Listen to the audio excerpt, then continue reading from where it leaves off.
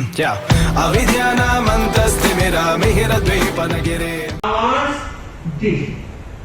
कल हम विहार कर रहे थे और जैसे ही ये जानकारी मिली और उस संत ने अपने आप को रोकने का प्रयत्न तो किया, रोक नहीं पाए। क्या किया? वो संत जैसे हम मंच पर विराजमान है, वो भी संत ऊपर बैठे थे और जैसे आज परिषद जमी हुई है, परिषद जमी हुई थी, वो संत उठा, भाइयों की तरफ गए। बहनों की तरफ संत जाते नहीं, साध्या भाइयों की तरफ नहीं जाते। ये तो अपना एक परंपरा और नियम है। तो बंधुओं, वो संत एक एक साल के कंधे को पकड़कर झकझोर रहा है और कह रहा है, मैं तो एक शब्द सुनो, मैं तो एक शब्द सुनो और सीधो यो सरल। अरे थे रोजाना सुन रहा, कान है दरड़। मैंने तो आचार्य भगवान का एक प्रवचन सुना था, सब कुछ छोड़ दिया और आप रोज सुनते हो, कान है कोई दरड़ा है। मैं तो एक शब्द सुनो, मैं तो एक शब्द सुनो, तुरंत दियो घर छोड़। अरे थे रोजाना सुन रहा, मिल को डोर। बंधु, हिल गई परिषद और लगा लोगों को कि बिल्कुल ठीक कह रहे हैं और कहते हैं, इस एक प्रेरणा ने, इस एक वातावरण ने उस परिषद में कई व्यक्तियों के भीतर मुमुक्षा भाव को जागृत है। अब मैं देखती हूँ साधरा वालों, अब वक्त साधरा के जागने का है। जागो, विचार करो, चिंतन करो, किस दिशा में आगे बढ़ रहे। फिर एक छोटी सी कहानी याद आती। एक भक्त राजा था, रोजाना भगवान का भजन किए बिना न भोजन करता था और न नींद लेता। दिन में भी जब वक्त मिलता कुछ समय निर्धारित था भजन का और रात में भी कुछ समय निश्चित था भजन का। भजन करते करते उसकी भक्ति की पराकाष्ठा देखिए, एक दिन भगवान उसके इष्ट देव ने दर्शन दिए। साक्षात इष्ट का साक्षात्कार हुआ, हाथ जोड़े और कहा, भगवान वर्षों से आपको याद कर रहा हूं। अहो भक्त, आज स्वर्णिम प्रभात उदित हुआ है, साक्षात आपके दर्शन हो रहे हैं। तो कहा, कुछ मांग ले। कि क्या मांगू? खजाना भरा पड़ा है, कुछ कमी नहीं। प्रजा बहुत अनुकूल है, कोई कमी नहीं। और राजा के पास दो चीजों, खजाना भरा हो, प्रजा अनुकूल हो, और तीसरी बात सैन्य संपदा भी भरपूर है। भगवान मांगने के लिए कुछ भी नहीं। आपसे कोई कुछ ले तो सोचिए, इष्ट देव भगवान के रूप में सामने खड़ा है और राजा कहता है, कुछ भी मांगने की मुझे जरूरत नहीं है। तो कहा, मैंने कहा है कुछ तो मांग लो। तब उसने कहा कि भगवान फिर एक काम करना, जैसे आज आपने मुझे साक्षात दर्शन दिए हैं, एक बार मेरी प्रजा को भी साक्षात दर्शन दो। बहुत ऊंची भावना थी। भगवान तो घट घट के ज्ञाता थे और कहा, राजन, प्रजा मेरे साक्षात दर्शन करना नहीं चाहती। कि नहीं भगवान, ऐसा नहीं हो सकता। आप कहो कि मैं दर्शन दे रहा हूं, प्रजा ना आए, कि मुझे पता है कि नहीं, इस बात को मैं कैसे मानूं? आप कृपा तो करो। तो कहा, एक काम करना, 3 दिन का समय देता हूं, पूरी नगरी में सूचना हो जाए। कहीं कोई ऐसा न कहे कि हमें सूचना की जानकारी न मिली। आजकल तो 3 मिनट ही काफी। मैसेज के माध्यम से 3 मिनट से पहले ही मैसेज पहुंच जाते हैं। 3 दिन इष्ट देव ने दिए और कहा वो सामने नगर के बाहर जो पहाड़ी है उस पहाड़ की चोटी पर मैं साक्षात सबको दर्शन दूंगा, जितनों को तू लेकर आ सकता है लेना।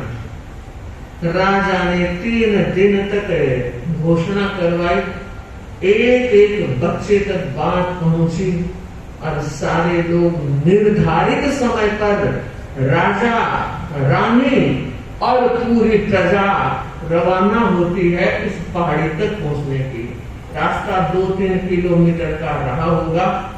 चलने में समर्थ थे वो तो चले ही, बूढ़े बड़ेरे भी सोचते हैं 2 विश्राम लेके चले जाएंगे, आज तो भगवान के दर्शन हो।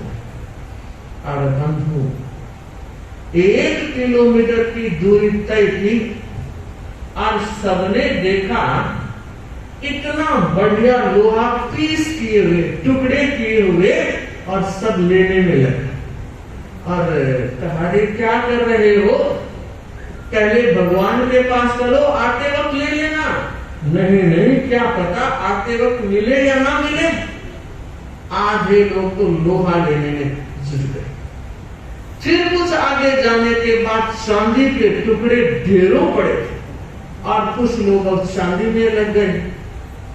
राजा ने कहा क्या करते हो, चलो ना, भगवान इंतजार कर रहे हैं कि ये चांदी कब मिलेगी। मुफ्त का धन मिल रहा है और जितना चाहो ले सकते हो। और थोड़े आगे गए सोने के, और अब जितने लोग आए थे सारे के सारे रुक गए। अब कौन रहे, 2 रहे, राजा और रानी। कुछ आगे जाने के बाद डायमंड का ढेर, और रानी ने कहा महाराज रहने दो भगवान के दर्शन।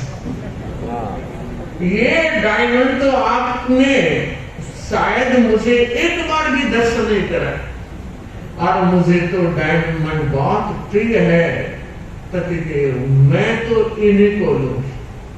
और अब कौन गया, अकेला राजा।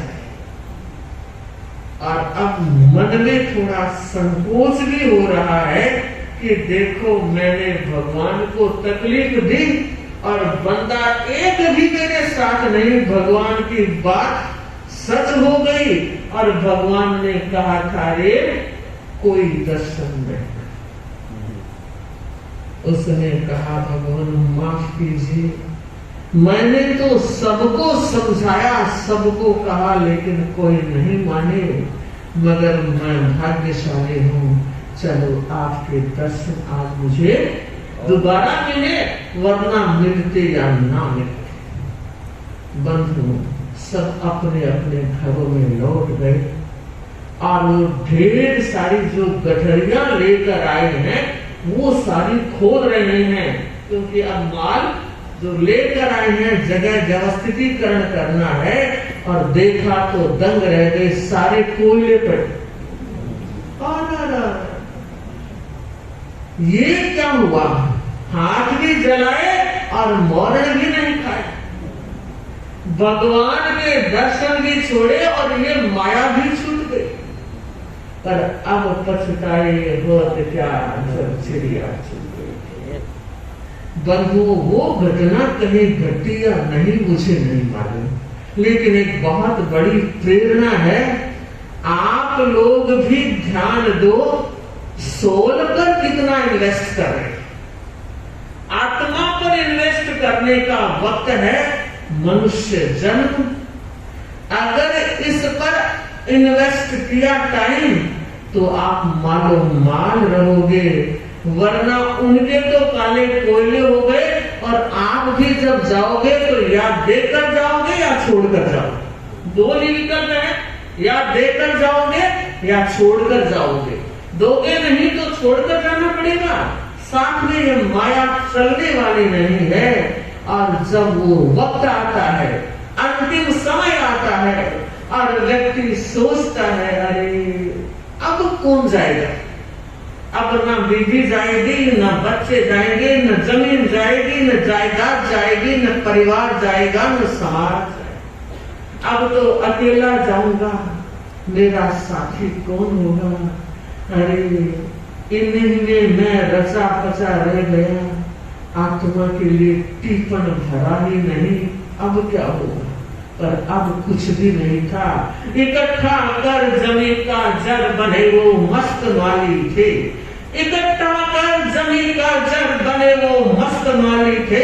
सिकंदर जब गए जहां से दोनों हाथ खाली थे। अरे सब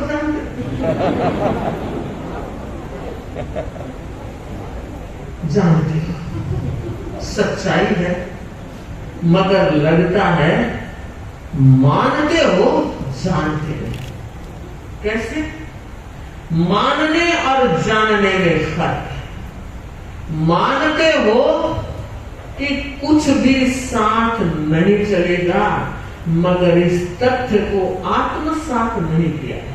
सिगड़ी सामने है, मानते नहीं, जानते हो हाथ डाला तो जल जाएगा, नहीं डाला। मगर पैसा हाथ में पसीना आया रे, रो रहा है, दे मत करे, नहीं विचार करना, चिंतन करना है। जो चीज हमारे साथ नहीं जाएगी उसके लिए तो दिन के 20-22 घंटे लगा रहे हो और कोई 24 भी लगा रहा हो, और जो साथ जाने वाली है उसके लिए वक्त नहीं है। मैं फिर कहना चाहूंगी बंधु और बहनों, ये सोल पर इन्वेस्ट करने का कीमती वक्त है।